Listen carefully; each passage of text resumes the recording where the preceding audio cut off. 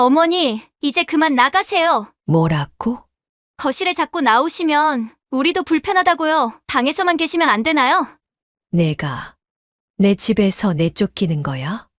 어머니 집이 어디 있어요? 정수 오빠 집이죠? 안녕하세요. 여러분, 저는 김순희, 올해 73세입니다. 방금 들으신 그 대화는 불과 석 달 전, 제가 40년을 살아온 우리 집에서 며느리에게 들었던 말입니다. 그날 밤, 저는 홀로 방 안에서 눈물을 흘리며 생각했어요. 내가 뭘 잘못했을까? 왜 이렇게까지 당해야 할까? 여러분, 저는 평범한 대한민국의 어머니였습니다. 남편이 일찍 돌아가시고 나서 혼자서 아들 정수를 키웠어요. 밤낮으로 일하면서요. 정수가 대학 갈 때도, 결혼할 때도, 집 살 때도 제가 가진 모든 걸 다 내어줬습니다. 사랑하는 아들을 위해서요. 혹시 제 이야기를 들으시면서 아, 나만 이런 게 아니구나 하는 위로를 받으신다면 구독과 좋아요로 응원해 주세요. 그리고 저처럼 힘들어 하시는 분들이 계시다면 꼭 공유해 주시길 부탁드려요. 제 이야기 끝까지 들어보시면 나이가 70이 넘어도 새로운 시작이 가능하다는 것과 더 이상 참지 않아도 된다는 용기를 얻으실 거예요. 저는 허리 수술을 받고 회복하느라 아들 집에 몇 달 머물게 되면서 저는 완전히 다른 사람이 되어버렸어요. 얹혀 사는 사람, 눈칫밥 먹는 사람이 되어버린 거죠. 아들 정수도 달라졌어요. 예전에는 그래도 엄마 편이었는데 결혼하고 나서는 완전히 아내 편만 들더라고요. 제가 조금이라도 불편하다는 표현을 하면 엄마, 은영이가 얼마나 힘든지 아세요? 엄마까지 챙기느라 스트레스 받잖아요. 그럼 나는 스트레스 안 받는다는 거야? 엄마는 엄마니까 이해해 주셔야죠. 그런 말을 듣고 나면 더 이상 할 말이 없어지더라고요. 엄마니까 이해해야 한다는 게 무슨 뜻인가요? 엄마는 사람이 아니라는 건가요?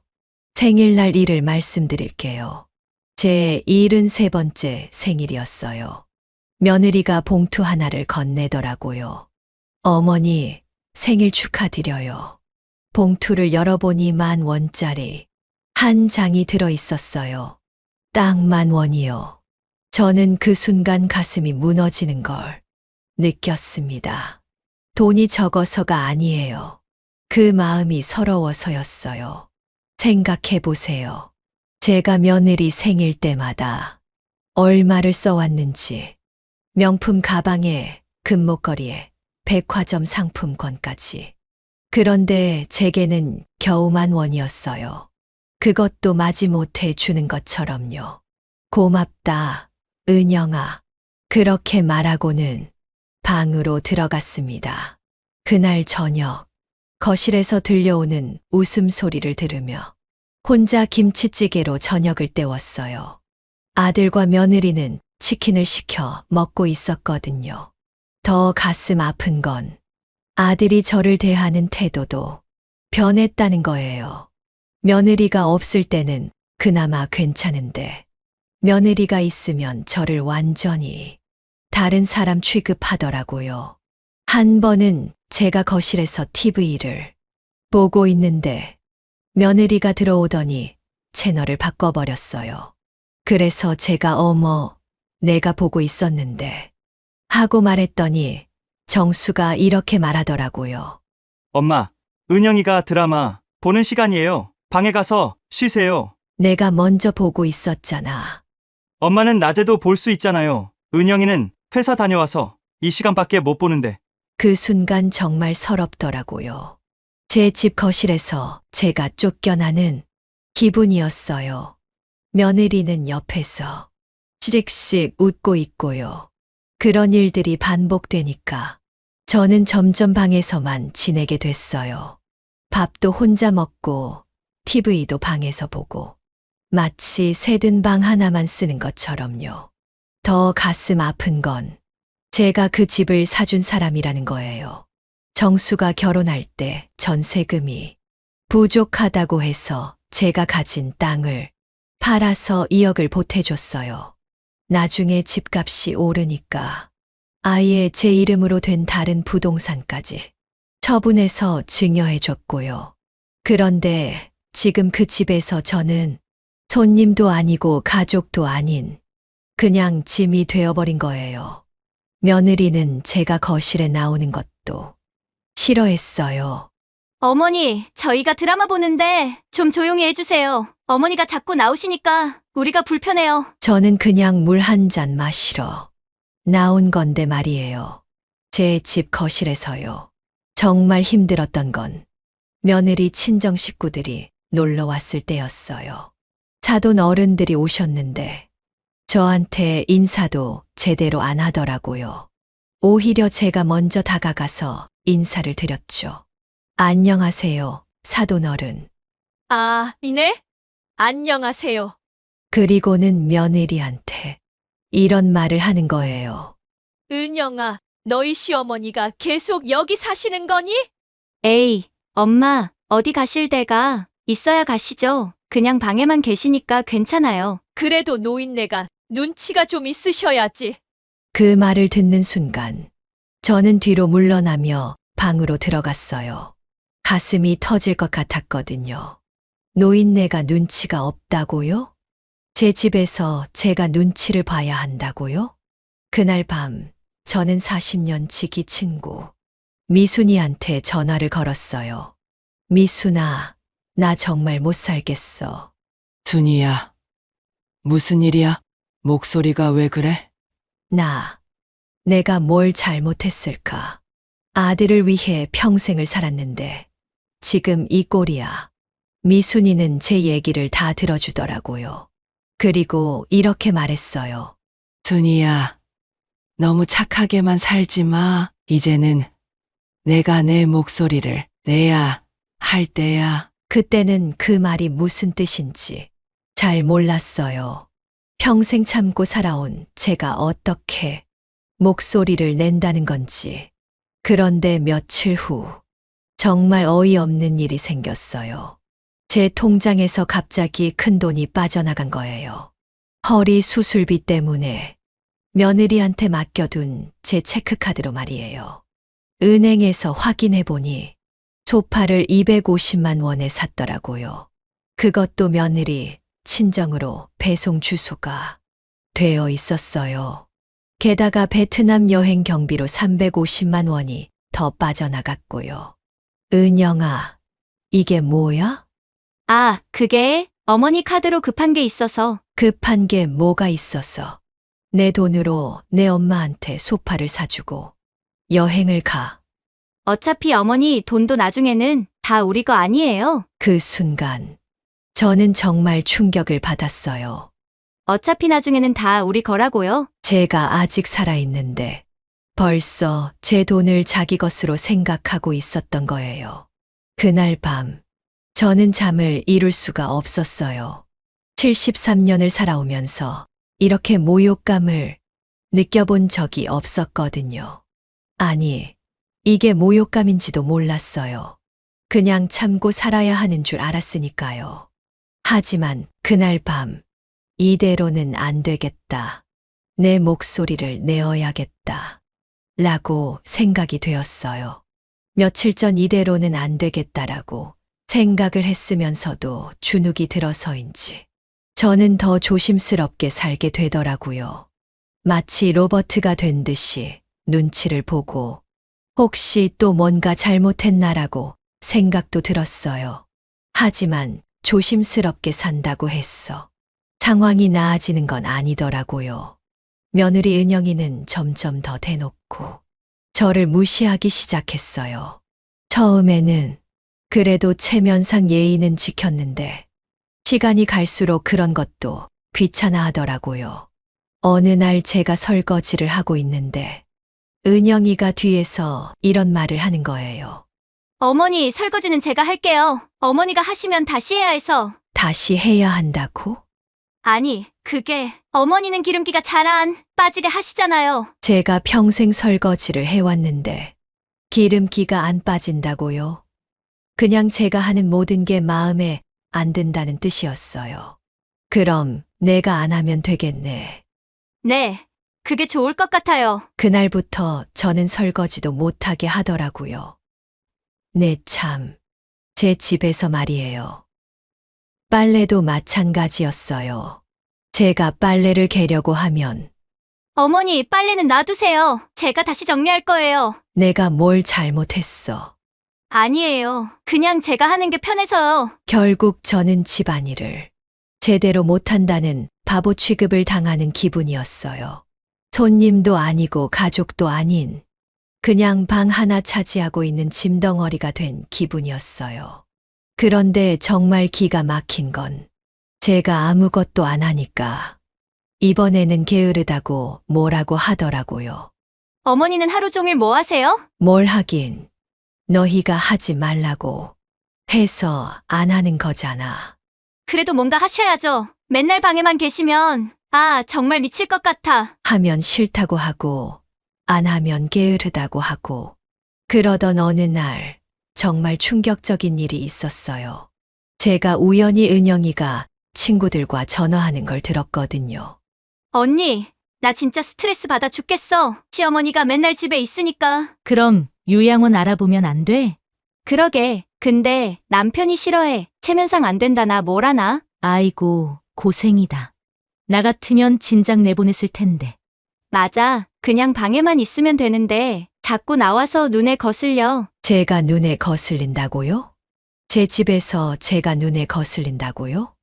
그 순간 저는 온몸이 떨렸어요. 분노보다는 서러움이 먼저 올라왔어요. 내가 이렇게까지 취급받아야 하나?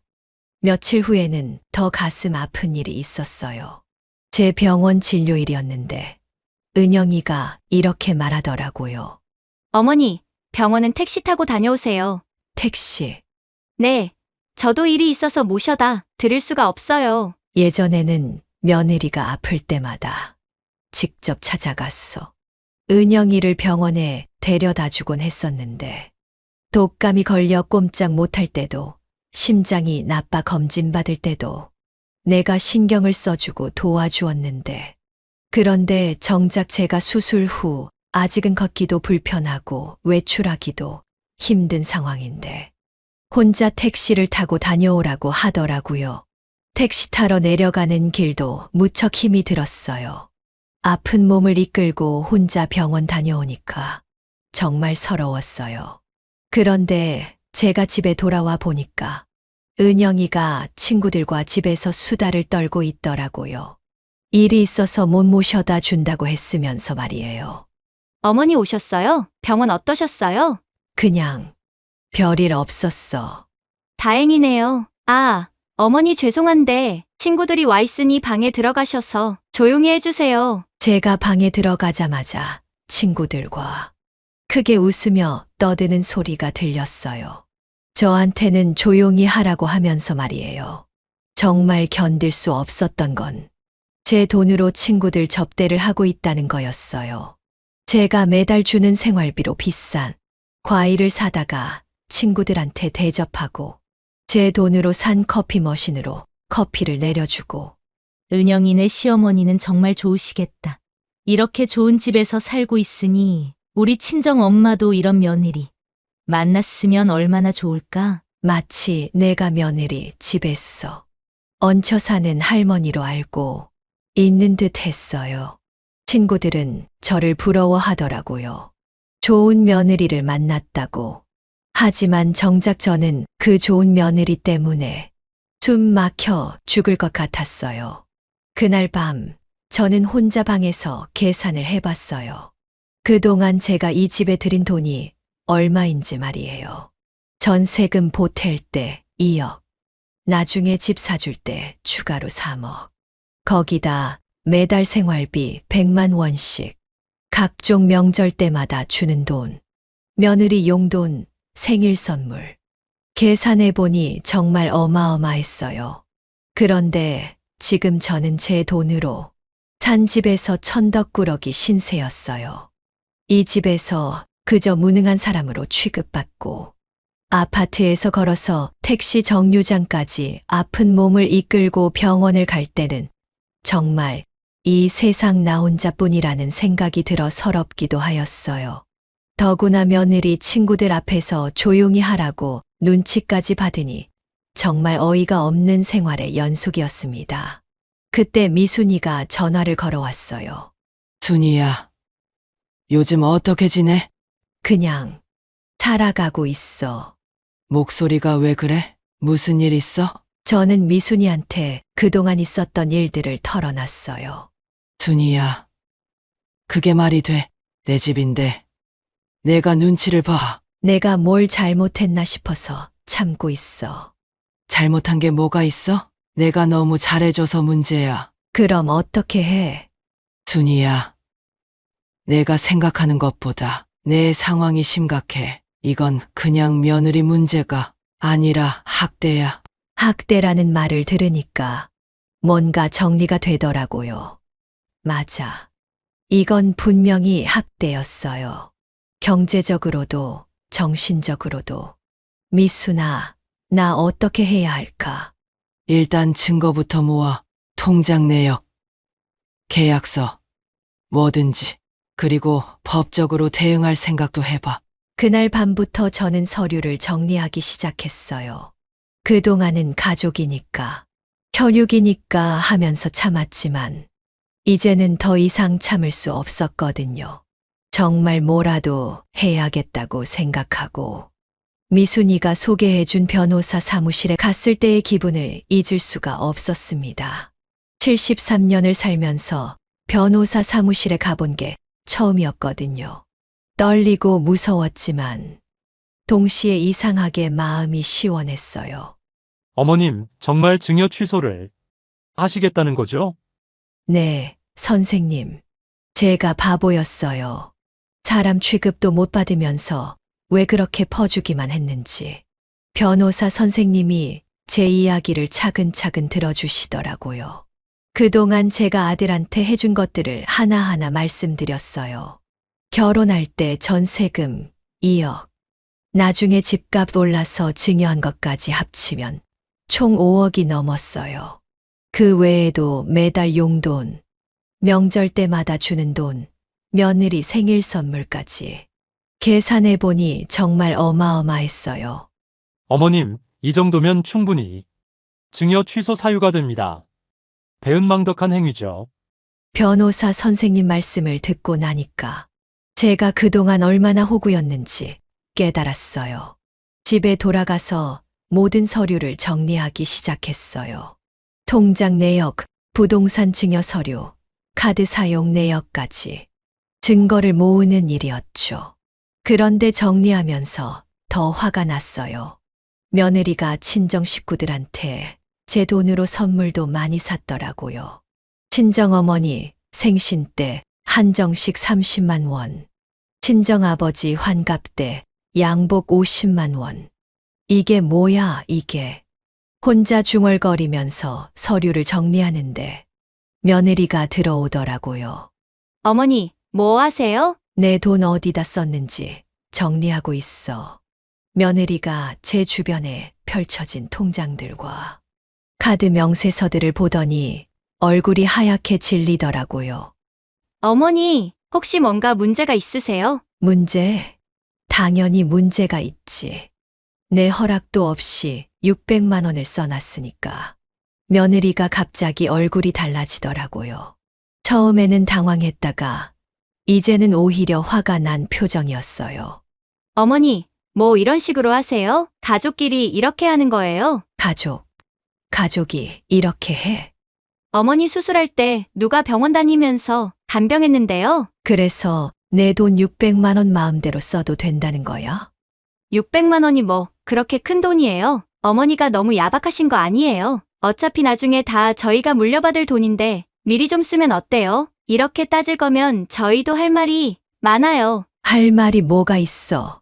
어머니가 여기 사신 지 몇 달인데 저희가 얼마나 불편한지 아세요? 친구들도 못 부르고 마음 편히 살지도 못하고. 정말 기가 막혔어요. 제 집에서 제가 불편을 끼친다는 거예요. 그때 아들 정수가 퇴근해서 들어왔어요. 며느리가 다급히 달려가더라고요. 오빠, 어머니가 제가 돈 좀 썼다고 화를 마구 내세요. 어떡해요? 정수가 저한테 와서 말하더라고요. 엄마, 도대체 뭐 때문에 이러세요? 가족인데 그깟 돈 조금 썼다고 이렇게까지 해야 해요? 그깟 돈 600만 원이 그깟 돈이야? 엄마가 너무 속 좁게 구시는 거 아니에요? 우리는 가족이잖아요. 가족. 내가 진짜 나를 가족으로 생각했다면 너희들이 나에게 이렇게 할 수 있나? 정수가 할 말이 없어지니까 체면을 걱정하기 시작했어요. 엄마, 이웃 사람들이 알면 어떻게 생각할까요? 아들이 돈 쓴 것 하나하나 다 챙겨보고 상관하는 어머니라고 손가락질할 텐데. 그래, 내가 그렇게 나올 줄 알았어. 결국 체면을 걱정하는구나. 엄마는 하나하나 챙겨보고 법적 절차를 밟을까 생각 중이다. 엄마가 너무 극단적으로 나가시는 거 아니에요? 극단적. 내 권리를 찾는 게 극단적이야? 그날 밤 아들과 며느리가 방에서 웅성웅성 얘기하는 소리가 들렸어요. 저를 어떻게 달랠지 의논하는 모양이었어요. 다음 날 아침, 며느리가 제 방으로 와서 무릎을 꿇고 앉더라고요. 어머니, 정말 죄송해요. 제가 정신이 없었어요. 무릎 꿇는다고 해결될 일이야? 돈도 다 갚을게요. 분할로라도 꼭 갚을게요. 600만 원만 갚으면 되는 줄 알아? 그동안 나한테 한 모욕은 어떻게 갚을 거야? 정수도 와서 같이 무릎을 꿇더라고요. 엄마, 저희가 잘못했어요. 너희가 진짜 뉘우친 거야. 아니면 법적 절차가 무서웠어. 그러는 거야? 그럼 지금까지 나한테 어떻게 했는지 하나하나 말해봐. 정수가 머뭇거리더라고요. 자기가 뭘 잘못했는지도 모르는 듯 했어요. 그것도 모르면서 뭘 뉘우쳐. 그때 정수가 이런 말을 하더라고요. 엄마, 그래도 혈육인데 정말 법정까지 가실 거예요? 혈육이 이렇게 해. 너 태어날 때부터 지금까지 내가 너한테 얼마나 희생했는데. 혈육이라는 말이 입에서 나와? 저는 그동안 참았던 말들을 다 쏟아냈어요. 내 아버지 돌아가시고 나서 나 혼자 너 키우느라 얼마나 고생했는지 알아? 밤낮으로 일하면서 너 대학 보내고 결혼시켜주고 집까지 사줬는데 그런 나한테 이렇게 하는 게 혈육이야? 이제 와서 혈육이라고 하지 마. 혈육 같으면 애초에 이런 일이 생겼겠어. 그날 오후 저는 변호사 사무실에 가서 정식으로 증여 취소 신청을 했어요. 그리고 카드 무단 사용 건도 민사소송을 준비했고요. 집에 돌아가니까 아들과 며느리가 눈이 퉁퉁 부어서 앉아 있더라고요. 엄마, 정말 돌이킬 수 없는 거예요? 응. 이제 법정에서 만나자. 엄마가 이렇게 차가운 사람인 줄 몰랐어요. 차가운 게 아니라 이제야 정신을 차린 거야. 그날 밤 미순이한테 전화를 걸었어요. 미순아, 드디어 했어. 정말? 순이야, 대단해. 용기 있었네. 73년 만에 처음으로 내 목소리를 냈어. 이제 더는 참지 않을 거야. 처음으로 속이 시원했어요. 73세의 말이에요. 법정에서 승소 판결을 받던 날을 잊을 수 없어요. 판사님이 증여 취소를 인정한다고 말씀하시는 순간 저는 눈물이 났어요. 기쁨의 눈물이었죠. 아들과 며느리는 끝까지 제가 설마 진짜로 할 줄은 몰랐나 봐요. 법정에서 만났을 때 정수가 이렇게 말하더라고요. 엄마, 정말 끝까지 이러실 거예요? 끝까지가 아니라 이제 시작이야. 며느리는 법정에서도 눈물을 흘렸어요. 하지만 저는 더 이상 그런 눈물에 흔들리지 않았어요. 진짜 뉘우치는 눈물이 아니라 그냥 상황이 불리해서 흘리는 눈물이라는 걸 알았거든요. 판결이 나고 나서 집을 되찾았어요. 제 이름으로 된 그 집에서 아들과 며느리는 나가야 했죠. 당연한 일이었어요. 제 집이었으니까요. 엄마, 저희가 어디 가서 살아요? 그건 내가 알아서 해야 할 일이지. 이렇게까지 하실 거였으면 왜 처음에 주셨어요? 내가 바보였으니까. 이제야 정신 차렸어. 카드로 무단 사용한 600만 원도 다 돌려받았어요. 분할로 갚겠다고 했지만 저는 일시불을 요구했어요. 더 이상 아들 내외와는 얽히고 싶지 않았거든요.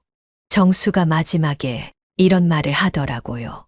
엄마, 이제 정말 남이 되는 거예요? 남이 된 게 아니라 원래 자리로 돌아간 거야. 내가 나를 남으로 만들었잖아. 저도 일단 그 집에서 나온 후 처음에는 미순이 집에서 2주 정도 머물렀어요. 40년 친구라는 게 이럴 때 정말 고마웠어요. 미순이가 저한테 이런 말을 하더라고요. 순이야. 내가 이렇게 용감할 줄 몰랐어. 정말 대단해. 용감한 게 아니라 더 이상 바보로 살기 싫었어. 그래. 이제야 진짜 순이가 된 것 같아. 미순이 말이 맞더라고요. 저는 73년을 살면서 진짜 제가 누구인지 몰랐나 봐요. 항상 누군가의 엄마, 누군가의 며느리, 누군가의 아내로만 살았지. 김순이로는 살아본 적이 없었어요. 2달 후에 작은 빌라를 얻어서 독립했어요. 넓지는 않지만 온전히 제 공간이었어요. 아무도 눈치 볼 필요 없고 아무도 제게 나가라고 하지 않는 그런 공간이요. 처음으로 제가 원하는 대로 인테리어도 했어요. 밝은 색깔의 커튼도 달고 화분도 놓고 73년을 살면서 제 취향대로 집을 꾸며본 게 처음이었어요. 그리고 재활치료도 열심히 받았어요.